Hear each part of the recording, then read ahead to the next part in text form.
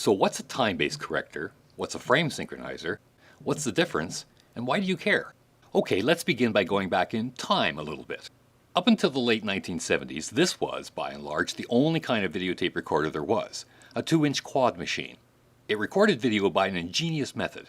4 recording heads were mounted, 90 degrees apart, on this wheel which rotated at high speed, 14,400 RPM.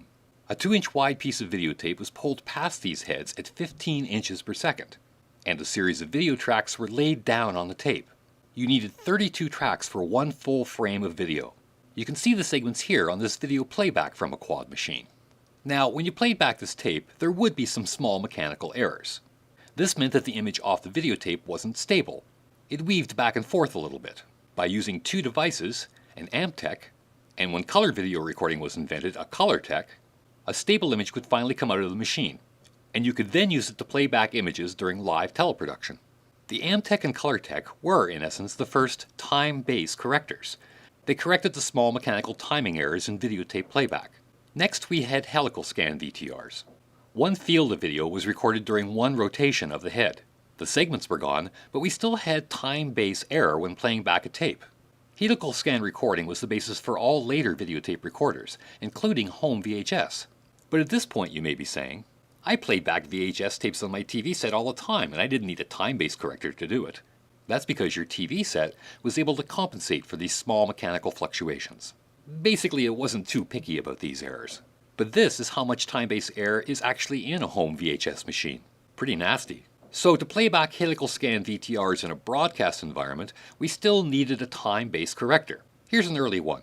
It took up a large amount of space in an equipment rack and couldn't even correct a full field of video. It could only store in computer memory a few lines of video, but it worked. It took the original shaky video, stored it in memory, and then played out those few lines in perfect synchronization so that the rest of the broadcast equipment could use the now stable video. When we started to use satellites and microwave links to beam back signals to television stations, a better solution was required. Because those signals are so far off time from the station, we needed to store an entire frame of video in memory, then release it when we were ready to integrate that frame into a television production switcher, for example. This box was called a frame store, or frame synchronizer. Because we could store so much video in these boxes, they often had the ability to correct time-based error from videotape machines as well. Eventually, all frame synchronizers could do this, and we called them time-based corrector frame synchronizers, or TBC frame syncs for short. If you're still using analog video in your production center, you probably don't have a dedicated TBC anymore. You are probably using a TBC frame sync to correct incoming videotape playbacks, as well as external feeds like satellite receivers, microwave feeds, and even things like DVD players. Storing a whole frame of video at once solves a multitude of problems. So that's the difference between all these boxes. A TBC only corrects time-based errors off videotape machines. A frame synchronizer stores an entire frame, and modern versions of a frame sync also do time-based correction as well.